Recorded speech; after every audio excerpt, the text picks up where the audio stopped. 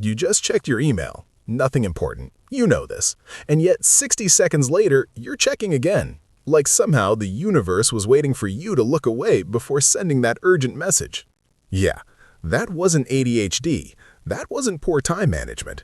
That was your brain treating your inbox like a slot machine. Welcome to the psychology of people who check email constantly. Quick note, this is educational content, not medical advice. If you're struggling with anxiety or compulsive behaviors, talk to a professional. This is just psychology to help you understand yourself. Let's get into it. Here's what nobody tells you about people who check email constantly. They call you distracted. You're actually hypervigilant. They call you inefficient.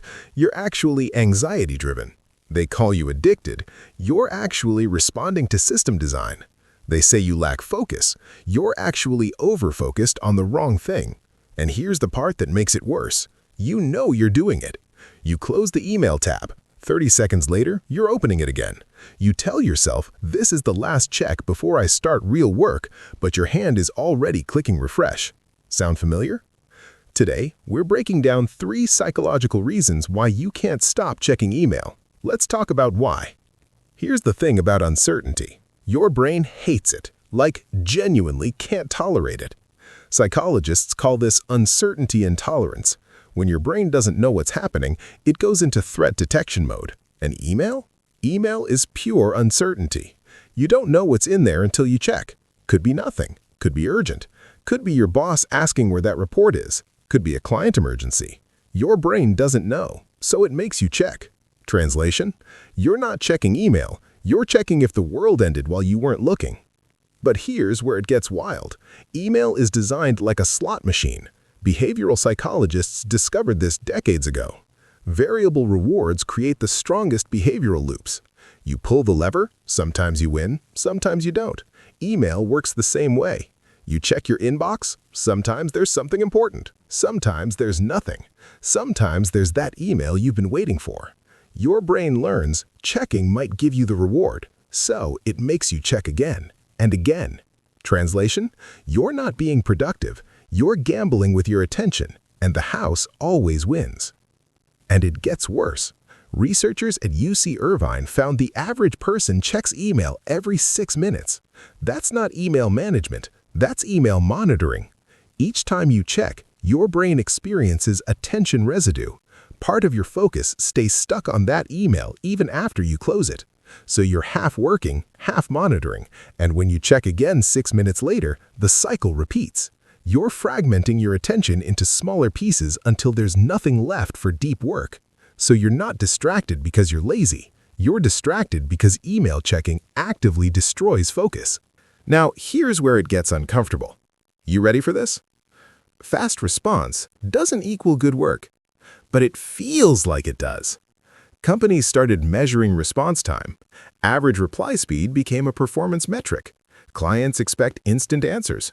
Bosses expect constant availability. And somewhere along the way, responsive became more important than effective. You're not checking email to get work done. You're checking to prove you're working. And here's what nobody tells you.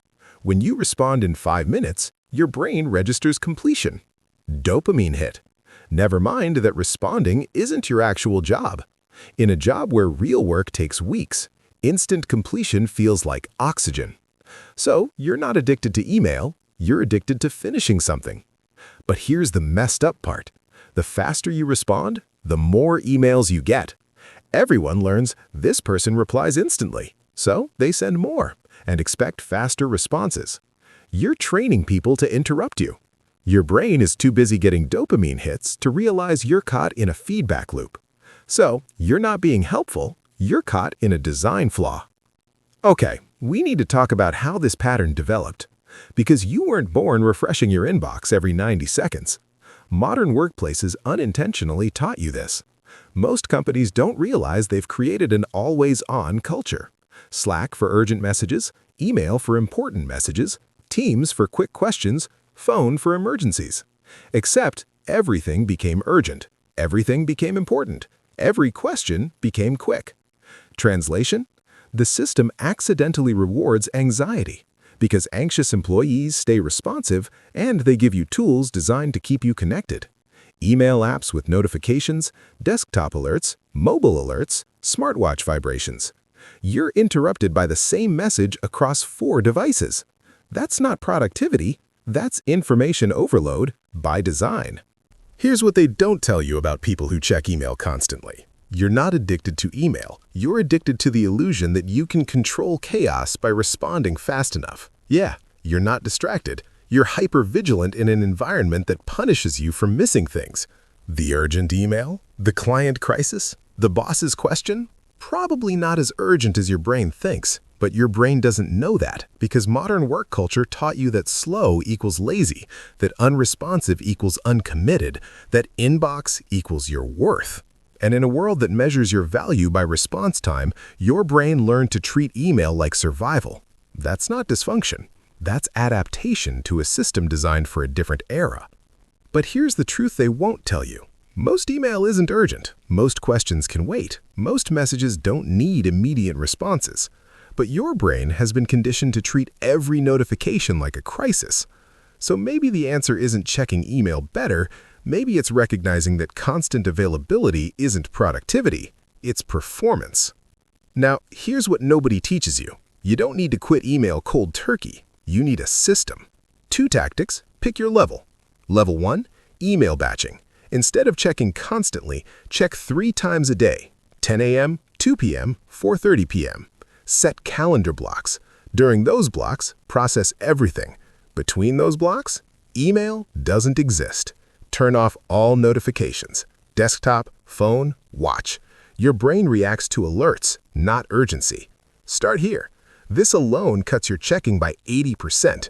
Level 2, the 3-hour rule. Close email completely for 3 uninterrupted hours. Not minimize, close. Set your status to deep work, email closed. Tell yourself, if it's urgent, they'll call. If they don't call, it wasn't urgent. First time, feels like panic. That's withdrawal. Second time, feels uncomfortable. That's recalibration. Third time, you realize how much you actually got done. Pick one. Start tomorrow. The goal isn't 0 email, it's scheduled email. You control when to check, not your anxiety. So the next time someone asks, why didn't you respond right away? Remember this. You're not avoiding email because you're irresponsible. You're protecting your attention because your environment won't. You're not being unresponsive. You're being intentional. And in a workplace that demands instant replies while expecting deep work, that's not poor performance. That's self-preservation. Your brain needs focus. Your job demands distraction. Your inbox becomes the battleground. That's not something to fix with better email management. That's something to understand and resist. Because the world doesn't need more people who respond in 30 seconds.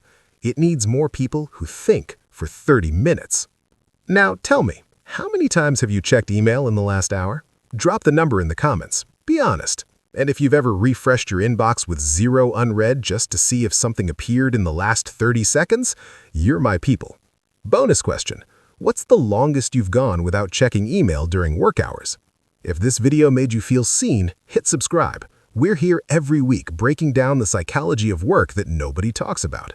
Because understanding why you are the way you are, that's not just interesting, that's powerful.